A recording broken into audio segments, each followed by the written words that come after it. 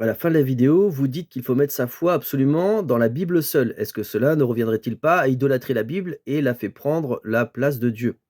Oui, c'est possible que la Bible prenne la place de Dieu, tout dépend de comment tu considères la Bible. On peut tout idolâtrer. Donc idolâtrer, ça veut dire, que quelque chose prenne la place de Dieu dans ton cœur. Ça se passe dans le cœur, pas forcément en extérieur. Donc si dans ton cœur, la Bible, en tant qu'objet, passe avant Dieu, oui, ça s'appelle de l'idolâtrie. Maintenant, j'ai bien parlé de Bible objet, parce qu'en fait, la Bible est la parole de Dieu et la Bible peut avoir différents formats. Elle peut être audio, elle peut être en braille, elle peut être, écrite et cetera et cetera. Donc si la Bible, je la considère comme étant la parole de Dieu, je ne suis pas en train d'idolâtrer la Bible. C'est Dieu, mon idole, mon Elohim, c'est Dieu que j'aime de tout mon être, de toute ma force, de toute ma pensée. Et la Bible, je considère qu'elle est la parole de Dieu, elle est ce que Dieu dit.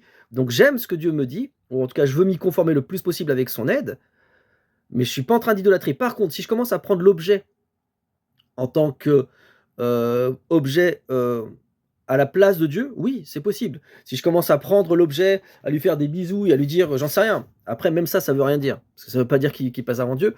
Mais oui, on peut idolâtrer la Bible comme on peut tout idolâtrer. Le cœur est une fabrique à idoles. Tout peut être de l'idolâtrie.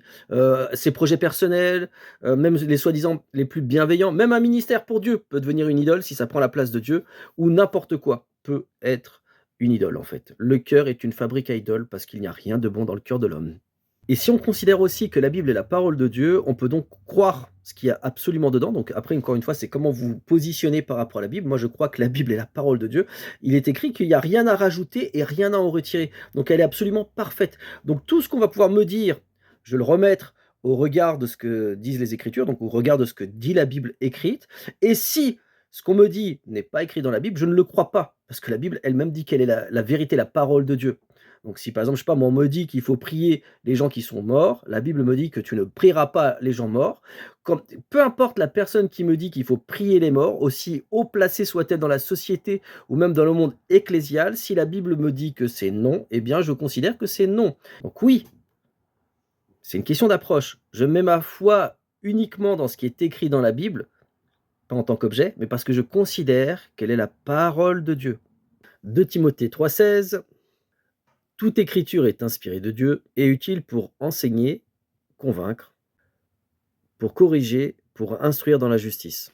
Jean 17,17. Sanctifie-les par ta vérité, ta parole est la vérité. Matthieu 5,18.